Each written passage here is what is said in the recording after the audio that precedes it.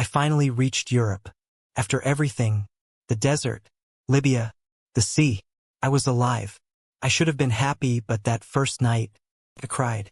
When the rescue ship brought us to Italy, people cheered. Some kissed the ground. Others raised their hands to the sky, thanking God. For a moment, it felt like the suffering was over, like we had made it, like life was about to begin again, but no one tells you what happens next. They didn't take us into a city. They didn't take us to homes. They took us to a camp, processing center, surrounded by fences, guarded gates, and uncertainty.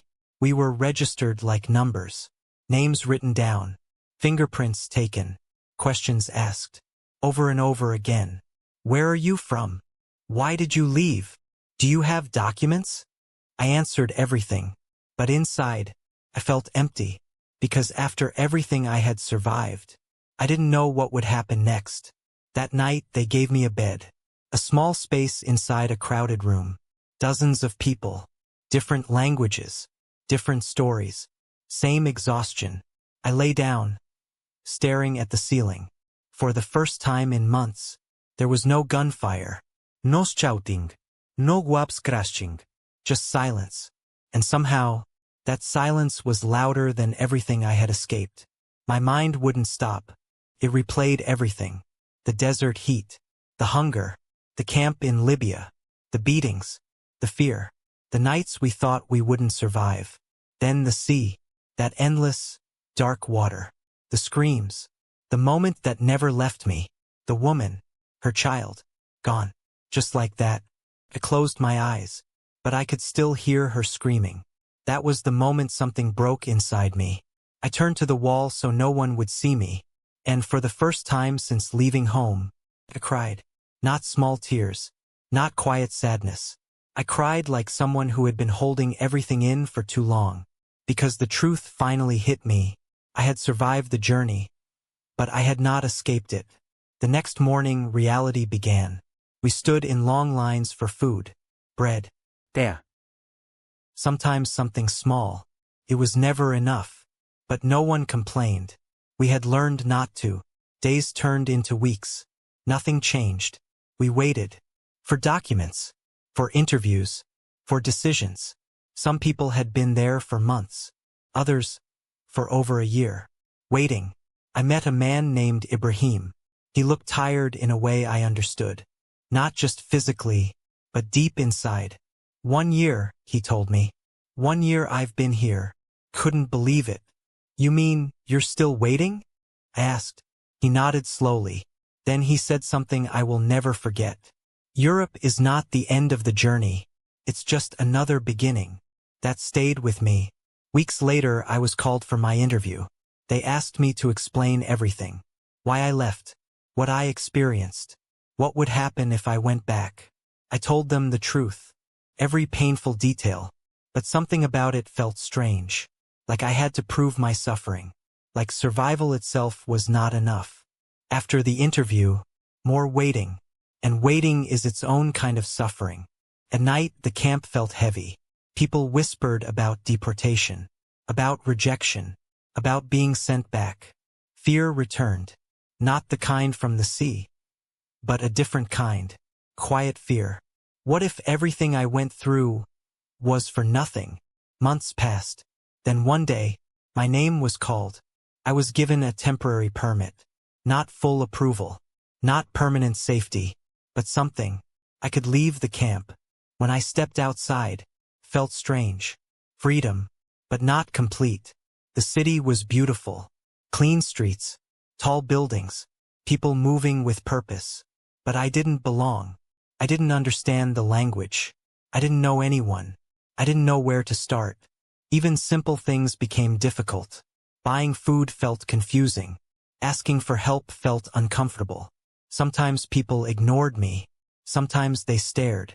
Sometimes they just walked past like I didn't exist. That loneliness, it was heavier than I expected. I went job hunting. Every day. Anywhere. Because survival comes with a cost. But I knew one thing. I was still here. And that meant something. That first night in Europe, I cried. But today, I stand. not as someone who escaped suffering, but as someone who survived it and is still fighting. Many people dream of Europe, but they don't know the truth.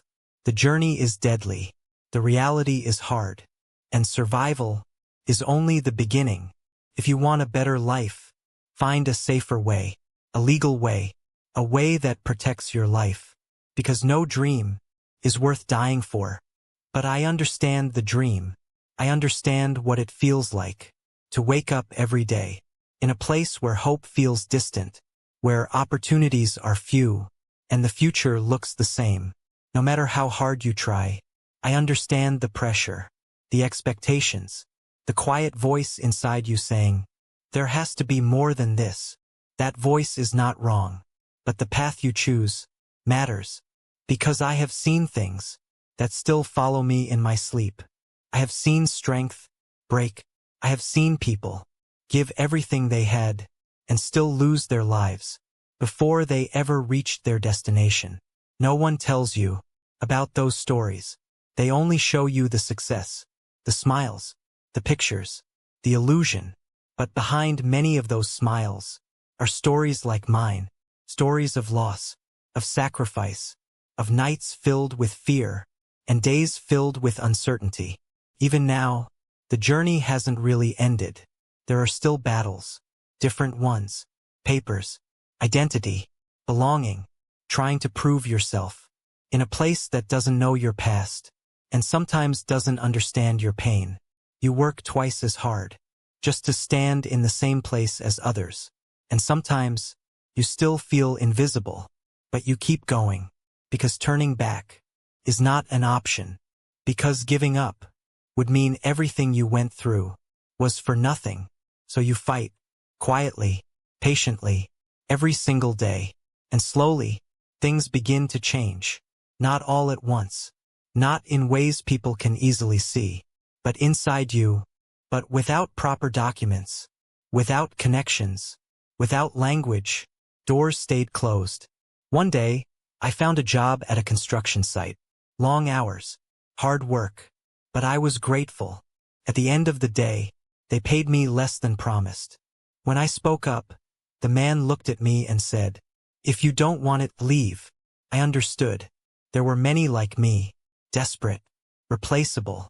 That night, I sat alone again, in a small room I shared with strangers. And once again, I felt it, not the fear of dying, but the weight of reality. Europe was not what I imagined. But something inside me refused to give up. The same strength that carried me through the desert, through Libya, across the sea, was still there. So I made a decision. If life wouldn't be given to me, I would build it.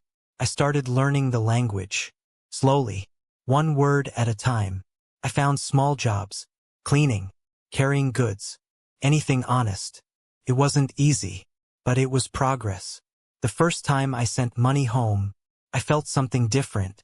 Not happiness, but purpose. One evening, I stood alone watching the sunset.